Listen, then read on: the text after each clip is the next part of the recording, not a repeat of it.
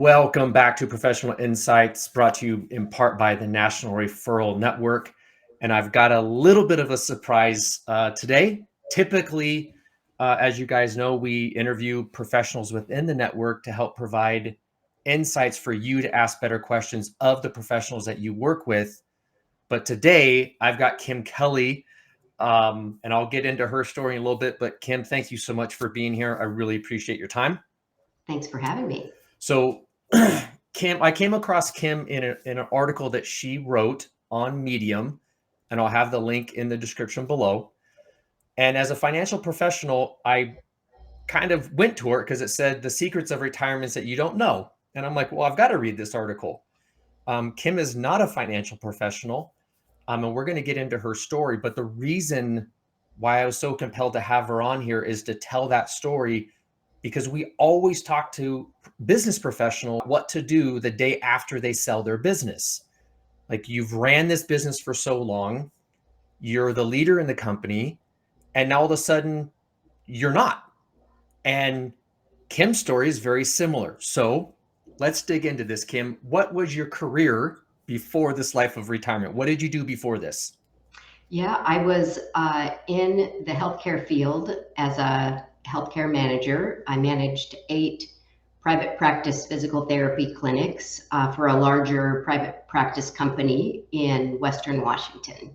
And how long did you do that?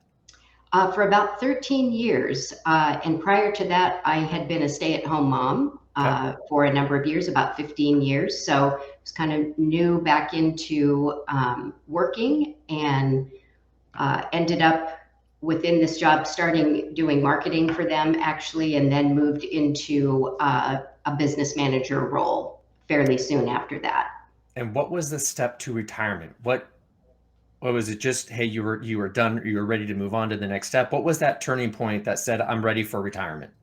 Yeah, we retired a bit early, my partner and I, and there were a couple of things that happened. Really, managing a healthcare business through the pandemic was exhausting in a way that I have never experienced before. Not only keeping our business afloat because we were deemed, I can't remember now the term that was used, but we were deemed one of the essential businesses.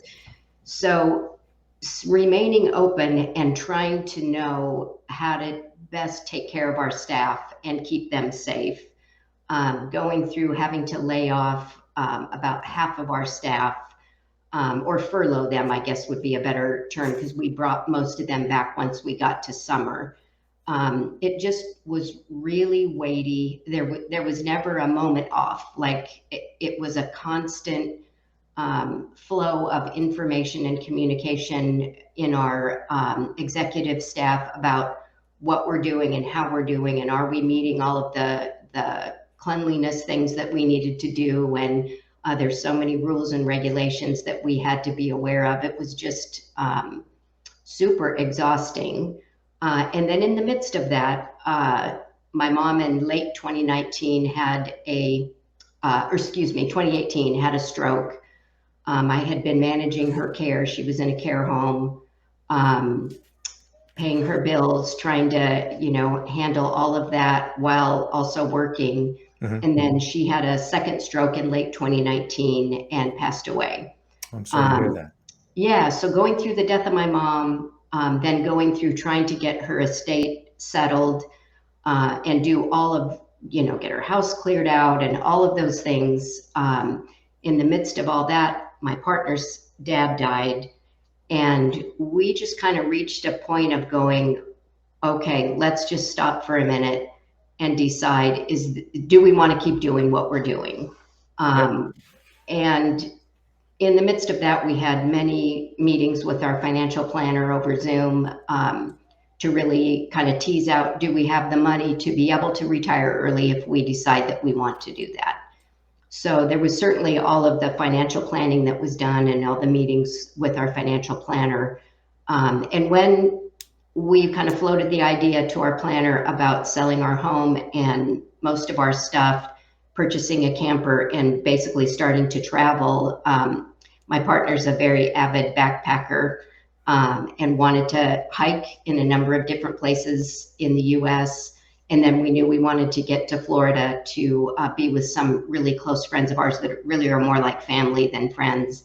Yeah. And we realized we could make it work from a financial standpoint. So I gave like a almost 6 month notice to the owner of our company, let him know what was going on, and that was kind of the impetus. So those kind of succession of events brought us to the place of realizing if we could make it work money wise, we were ready to give our brains a break, basically. Right. So there's a lot to that, Kim, and a couple of the key points that I pulled out of that is, one, you mentioned that your mom had an estate. So I'm assuming that she had things planned and not ready to go, but she had things in order for the next step in her life. She did. Okay. And so then you and your partner had financial plans. Is there a correlation between your mom having a financial plan, or did you always have a financial plan in place? We did not always have a financial plan in place. And in walking through settling my mom's estate, I was very grateful for the measures that she took to make it as easy as possible for me. From a little booklet with all of her passwords and login information, which, generally that's a big no-no to have Yep. something like that. But from that to going over her will with me several years before she died, I didn't want to hear it, to be honest with you, but she was like, I know you don't want to hear it, but you need to understand where things are and what I have in place. So all of that really for us was a kind of a heads up of, we need to make sure that we put some things in order. We went very quickly and got our wills drawn up. Nice. And then we had a financial planner kind of in our back pocket that we hadn't really done much with. Mm-hmm. We'd had a meeting or two with her, but we got very serious about kind of putting together all of our various different 401ks and all of that kind of in one place, and working with one planner to try to really craft a plan for us that would work. Now, your partner's father, when he passed, did he have things in order as well? Not as well as my mom did. So, okay, so there was a contrast between the two. There was. Okay. Mm-hmm. And it was interesting watching the four siblings kind of work through that, and things that they didn't know. They didn't know whether their dad would want it this way or that way. There were some hoops to jump through to try to figure out where his will was. There just were a lot of things that they sort of were surprised by in the midst of the process. Yeah, and it's we do monthly webinars, Kim, and one of the most watched webinars that we have is what to do when somebody dies. And I think it's unfortunate that we don't talk about it, kind of like the Mr. Rogers movie, that it's a part of life and we don't talk about it. And one of the faux pas that we have is that we don't talk about money. We don't talk about, where we have things, and like, we're so secretive about it. But and I appreciate you sharing that story, because I want to get into your story now, because in the article, one of the things that jumped out to me was the hidden landmines that you wish you would have seen. And this falls on our industry. And one of the biggest complaints that I have about our industry in terms of financial planning is that we plan numbers along the way, but we don't plan some of the psychological things that you went through. So walk through some of those hidden landmines that you guys experienced after that day, because you talk about packing the house, and that took up some time. But then once that was done, now what? Right, exactly. And I think you make a good point, Mike. We are schooled during various times of our life that we need to have our financial plan in place for our retirement. Yep. And I know for some people that feels like something they can't do, that they don't have the money to be able to do that. But the reality is you're going to show up at that point at some point. Yep. And you need to know how you're going to financially make that work, right? But I don't ever hear anybody talking about the emotional side of retirement. Every now and then you get the statistics about, and it's skewed toward men, but that they die quickly in retirement when they don't have something to be doing. So I've heard that, but beyond that, it feels like it's been silence in terms of what you can sort of expect to go through. And the first thing that really shocked me was how exhausted I was. And I can I can keep myself busy and sort of trick myself into not feeling exhausted. Um, and that's kind of what happened during the summer when we were getting our house ready to sell. We were selling our own stuff. We were getting a storage facility, packing things, all of that, getting our trailer, our camper set up. We kept really quite busy through the summer, and of course, it was a novelty to not have to go to work at that point. Right. Absolutely. It's so exhausting. It was like, yay, never a Monday again. It's great.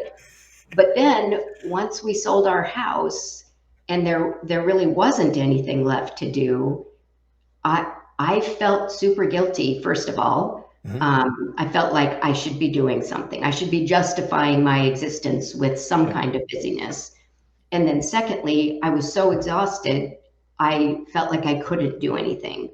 And I kept telling myself, like, well, maybe you just need one more night of sleep or whatever. But I think the reality was, once I finally let myself feel, I was so worn out from caring for my mom, then settling her estate, running a healthcare business through the pandemic, all of that. And it took a kind of like grief takes a lot longer than we think it will. It does.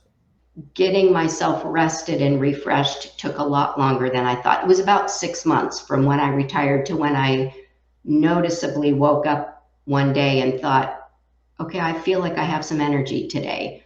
And that shocked me. Like I didn't know to look for that. I hadn't heard anybody else talk about that.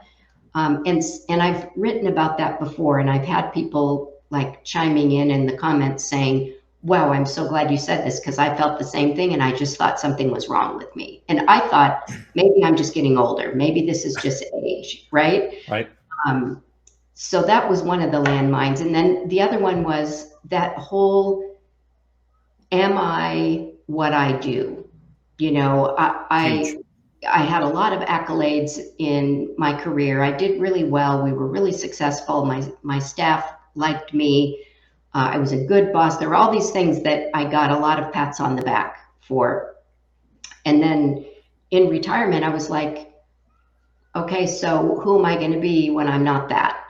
And this actually was something I thought of before I retired. So I was very grateful that I had kind of crossed this bridge before I got to retirement. And I kind of realized I am not what I do. Like there's so many other things about me that are interesting, that I value, that I would say are more who I am as a person than what I'm doing at work. Well, I think Bob Proctor mentioned it, and I could be wrong with this, but Bob Proctor, one of those individuals, talks about when somebody asks you, who are you? And the first thing we go to are things like that. Mm-hmm. My name is Mike. I'm a financial advisor. I'm this, I'm that. But that's not who you are. Those are just identities based off of what you're doing today. Exactly. And the same is true when you ask somebody, how was your day? You come home from work and your spouse or your partner asks you, how was your day? What do we generally do? We might say, oh, it was good, or it was fine, or it was really bad. Yeah. And then we go into a litany of what we did that day. Yep. And we just surround ourselves with terms like that, we mix up what we do is really who I am. And I think people in high-powered careers or people in careers where they get a lot of positive feedback in their work struggle with this more than others. It's just, you have to kind of ask yourself, where am I going to get the pats on the back? If you're someone that needs that, where am I going to get that kind of feedback once I'm not working anymore and I'm not hearing that at work? Yeah. And so now, Kim, you got through the house, you got through that 6 months, and that was part of what you put in the article, is that finding this purpose. So how did you go from that transition, like all the weight is now gone, and then how did you transition to now I'm really retired? How do I find that purpose? Yeah, so for a good portion of my adult life, I have wanted to write. Okay. I've always had it in my mind that I wanted to write a book at some point. I really enjoy writing, but I didn't throughout my career or even throughout raising my kids feel like I had the creative brain space to really give my time to that. Mm-hmm. So once I got to the point where I was rested and kind of settled in retirement, if you will, I decided to start writing. And one of the first things I did was take a webinar on kind of how to be a writer. Basically, if you want to get published, how to be a writer. And then in that webinar, I heard about Medium, the platform medium.com, which is both for readers and writers. There's lots of people on there, hundreds of thousands of people that all they do is read. Yeah. And then there are other people like me that write. And so I signed up for Medium right at the end of December. So it was like about the 6 month point of retiring. And then I really started writing in earnest somewhere about the end of January. I kind of wrote a few things to get my sea legs, if you will, and decided I liked it and I wanted to continue doing that. So I got serious about almost like treating it like my job, in that writing is one of those professions that to be a good writer, you have to write. Yeah. And the more you write, the better writer you become. So I kind of committed myself to writing 4 or 5 days a week. I'm happy to do it more days, but I really have set myself up to at least 4 to 5 days a week to be sitting at my desk and writing. And then from there, I started to get involved with the writing community and met this whole group of women writers on Twitter. And we have been kind of in a private Facebook group for the past, it's been a year and a half, I think now. Nice. So it's been a really enjoyable thing. And I realized in my job, the thing I loved the most was caring for our staff, making sure my staff was happy, giving them, if it was within my ability to give it to them, giving them whatever they needed to be happy in their job and to do well in their job. And I started to see I can do that in writing. I can write and care for people that I don't even know or that I have never met through the kind of pieces that I put out. Well, you inspired me, Kim. I mean, I've been on Medium as a reader before, and then with all of the partnerships we have, we decided to start a Medium channel to help everybody kind of collaborate and get information out.